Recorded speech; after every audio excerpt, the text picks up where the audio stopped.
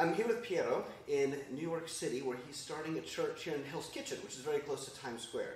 He and his wife, Andrea, are working hard in this community. They just, the last few months, have gotten through COVID to where they can really open the doors. But first, I just want to ask you, Piero, can you tell us a little bit about you and Andrea and your background before being here to start this church? Totally, yeah. So, I am from Peru. I've been here since 2008. I came for college back in 2008 to Florida, and then after a year and a half went to finish college at Nyack College, now Alliance University, and graduated in 2011. Went straight to seminary at Alliance Theological Seminary, and then had the opportunity to do another master's or an advanced master's at Princeton Seminary. And then through that season, I believe God was calling me to planting a church, especially probably around 2014 and 2015. I did not know how that was going to play out, but I knew it was in New York City, and that was very early on. And then eventually I started dating Andrea. She came from Peru. She has a background on fashion and as well as sports. She used to be part of the Peruvian national team, and moved here, a step of faith, because her mom and siblings moved before her, and then she stayed over there for college. And then when she moved, we were already friends, so talked to her about seminary, and eventually, things started flourishing between the two of us and got married in 2018. And now we have actually two beautiful kids, a 2-month-old girl and the older one, which he's 21-month-old. And just about a year ago, we launched the church last summer. And before that, we actually were training with Redeemer City to City and our sending church, Home Midtown, which is a church planting church here in the city. And we were with them for 3 years before we were sent out last year during the summer. Yeah. Oh, that's fantastic. Some of you know Alliance Theological Seminary is where Dr. Martin Sanders is, who has been a friend of MICN's for years, and I believe you know Martin and a number of other mutual friends through ATS. Yes. But this is all, it's so exciting to hear, so exciting to have a Peruvian family here and so close to Times Square, kind of in some ways a heart of America, but reaching out to the internationals, which, goodness, in the days I've been here, the last few days, I just hear so many different languages when I'm walking down the streets of Manhattan. But what is it that led you and Andrea to say, hey, we feel led to start a church here versus all the other places you could have been? That's true, yeah. So at first, I knew that for some reason it was going to be urban and it was going to be New York City. I just didn't know how or to whom I was going to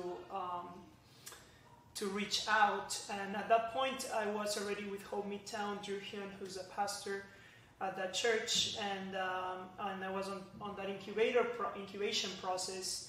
And at first we were like, oh, maybe we can plant on Lower East Side or East Harlem. And as time went on, mentors like Martin Sanders, who was a mentor of Andrea while she was in seminary, and other people, even Drew, our pastor, said like, hey, you guys don't seem to be so much local pastor, but more so global citizens. And obviously, I've been an international student for quite a long time, being in between visas, between work visa and F1 student visa, and just knowing that struggle, that in between, the liminal experience.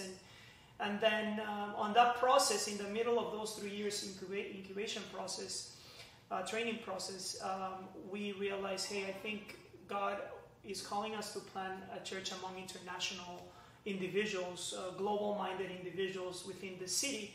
We didn't want to reinvent the wheel, so we actually went out there and looked if there was other international churches in probably one of the most, if not the most, multi-ethnic city in the world. And then we thought there probably was one, but to our surprise, there was not even one, which was surprising to us. There are multi-ethnic, multicultural churches, and there are even churches that are led by foreigners and are English-speaking, but none of them have a focus to reach internationals. So you might have that, but their focus, their goal is not, we're an international church, we're reaching international students, international visa workers, well-minded individuals. There just will be multicultural, which is amazing, and there will be internationals on those churches mixed with other Americans, second, third gen of other ethnicities, or just Americans, but none of them had a vision to these particular people.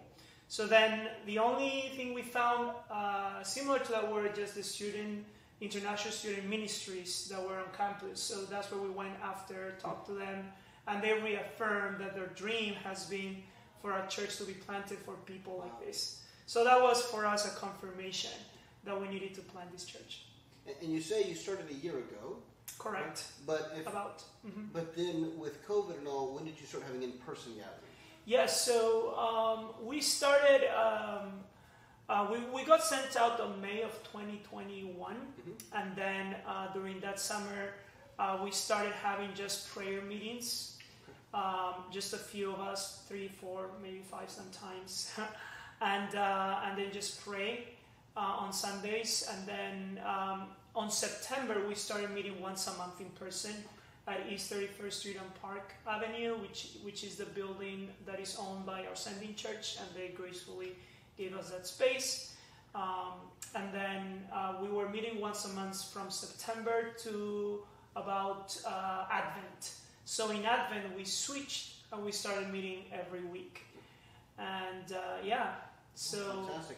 Mm-hmm. Well, as you're taking this adventure that you're on, what is your vision for the future, for the church, for the city that you're in? Mm-hmm. That's a great question. I think part of our vision right now we're here in 45th Street and 9th Avenue, which is a very centric location, and it's purposeful because we see a lot of internationals that come from other boroughs that are in need of that community that they can only find among other people that have the same experience.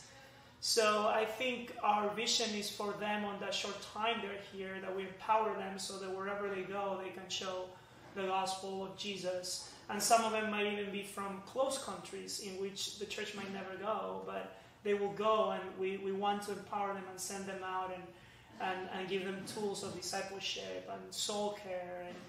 And so that's part of our vision. Also, another part of our vision in which we are right now developing with partnerships with another church called Wellspring Church in Long Island City, and they have a community center, non-profit, which is non-religious, called Renew Queens, and we're in conversations on the refugees coming in. They're been busting from the south, and just thousands of them coming in on seeking asylum status. And we are seeing, hey, what other opportunity at an international church, which have people from those countries that are obviously in international church, there's a privilege to it because they're visa workers, and we have resources, but how